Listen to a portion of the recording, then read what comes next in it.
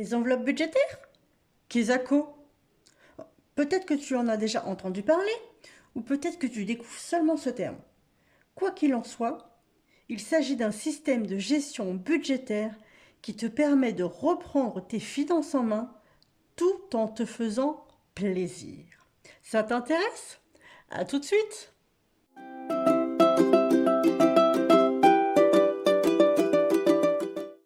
Bonjour à tous et bienvenue sur la chaîne Merci Budget. Alors, quand on parle de gestion budgétaire, il existe de nombreuses manières de fonctionner. Aujourd'hui, je vais te parler de la méthode des enveloppes budgétaires et de la manière personnelle dont je l'utilise. Et surtout, reste jusqu'à la fin de la vidéo car j'ai un cadeau pour toi. Alors, les enveloppes budgétaires, qu'est-ce? Alors, petit aparté, si tu ne connais pas trop les termes dont je te parle dans cette vidéo, je t'invite à aller regarder ma vidéo sur comment faire un budget, pour tout bien comprendre. Alors, les enveloppes budgétaires. En fait, il s'agit d'une méthode où tu dois répartir ton argent à dépenser en différentes catégories.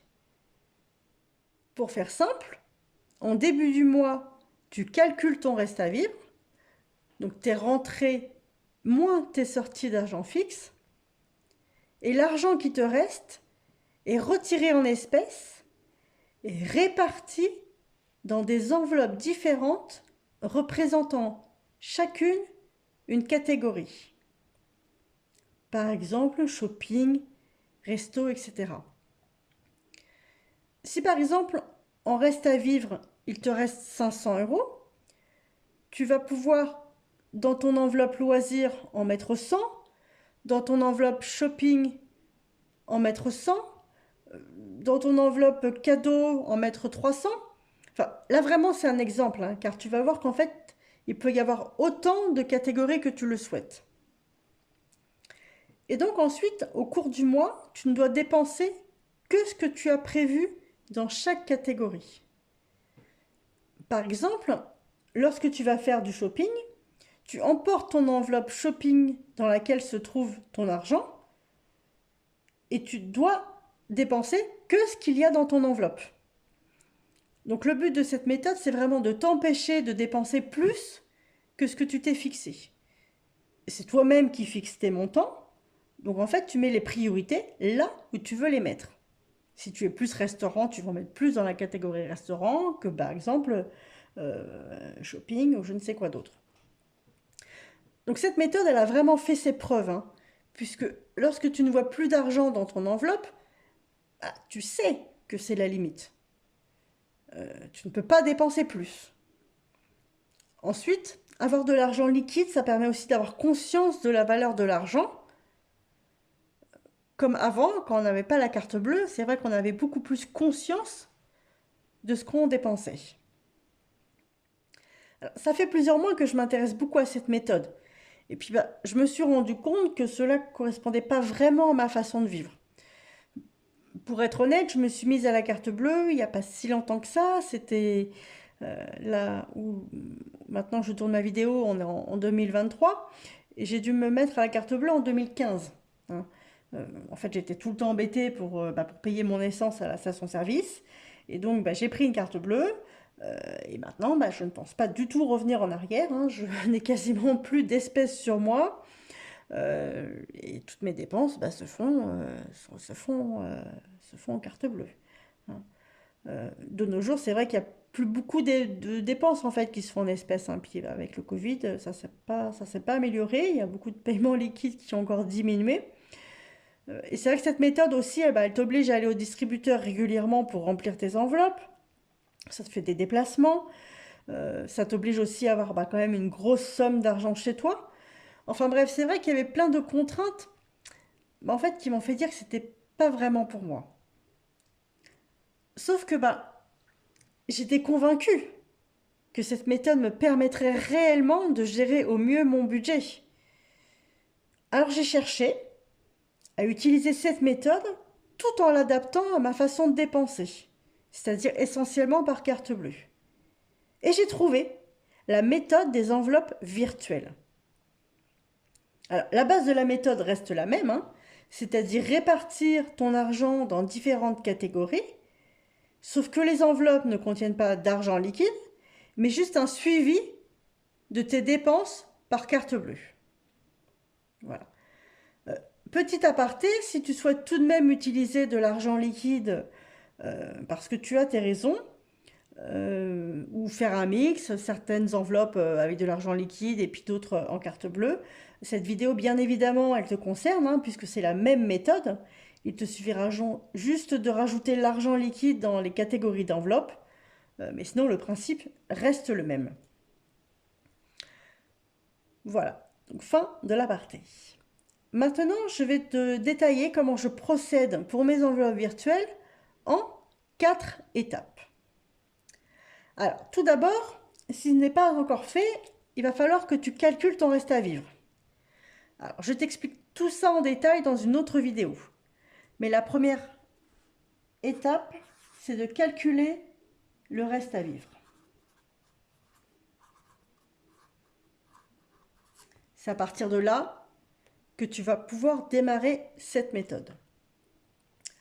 Ensuite, il va falloir que tu définisses les catégories de dépenses que tu souhaites. Donc, les catégories. En fait, il s'agit des dépenses variables et approvisionnées que tu as listées dans ton budget. Alors, il peut y en avoir, selon les personnes, peu ou beaucoup. Cela va dépendre de ton mode de vie. Donc, ces catégories, ça peut être les courses alimentaires, les vacances, Noël, les enveloppes en prévision de la régularisation de l'électricité qui va arriver. Ça peut être une enveloppe shopping. En fait, tu peux choisir autant de catégories que tu souhaites.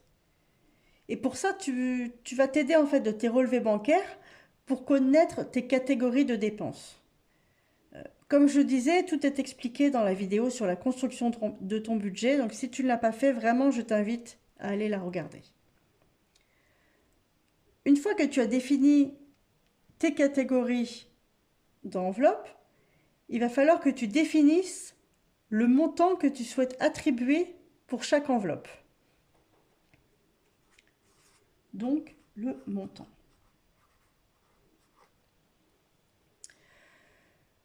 Donc, pour chaque catégorie, et encore une fois, il va falloir t'aider de ton budget annuel que tu as fait. Par exemple, tu vas constater que 100 € pour les restaurants par mois, c'est OK pour toi. Donc, à ce moment-là, dans l'enveloppe restaurant, tu mettras 100 € par mois. Voilà, c'est aussi simple que ça. Définir un montant pour chaque catégorie avec l'aide de ton budget annuel, je le rappelle. Ensuite, la quatrième étape, ça va être de suivre tes dépenses.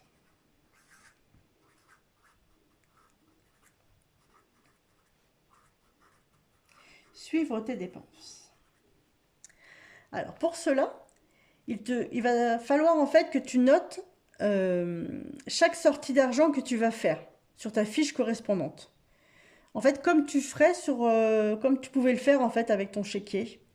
C'est vrai qu'on n'utilise plus beaucoup le chéquier maintenant, mais en fait c'est ce qu'on faisait avant. Sur le chéquier, on notait la date, le montant et à quoi ça correspondait. Si tu veux utiliser là de l'argent liquide, tu vas au distributeur, tu retires ta somme et tu les répartis dans tes enveloppes.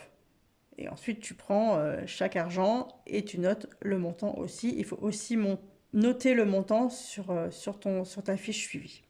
Voilà.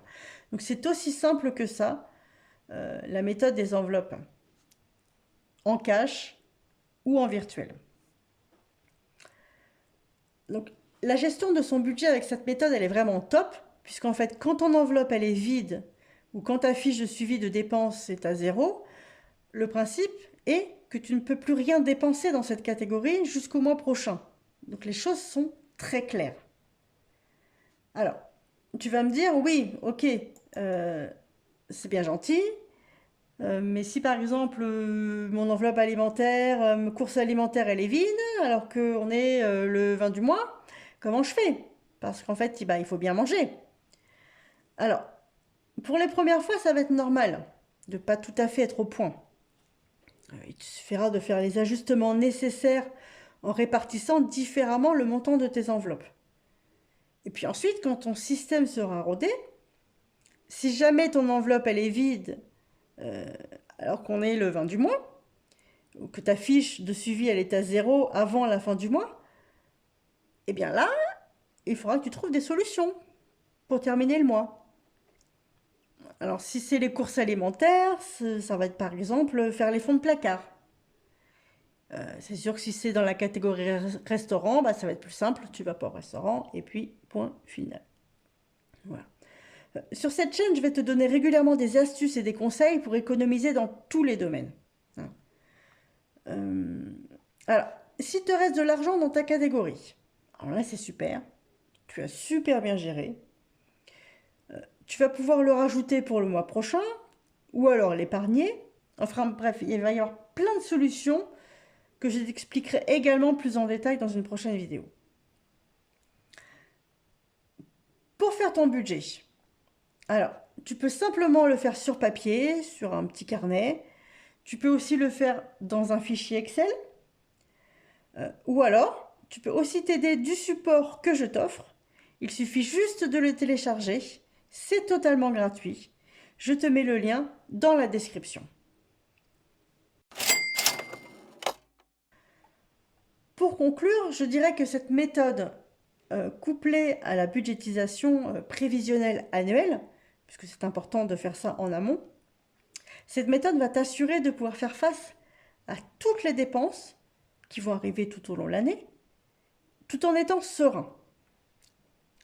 Cette méthode va te permettre d'adapter tes dépenses à tes rentrées d'argent et de ne pas se retrouver dans le découvert.